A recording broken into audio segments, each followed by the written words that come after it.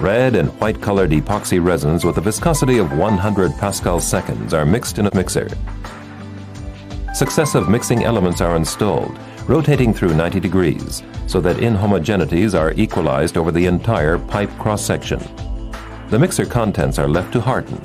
Then the rod of mixing elements and resin is progressively ground, and the cross-sections photographed. In this sequence, the fluid flow becomes visible. Immediately after the mixer inlet, the strong cross-flow can be clearly seen. As a result, a very short mixing length is achieved.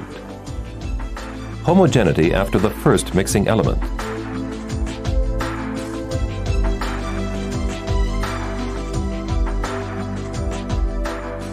Homogeneity after the second mixing element. Wall effects are not observed. The color distribution at the wall is comparable to that in the center. Concentration, temperature, and velocity are uniform over the entire cross-section.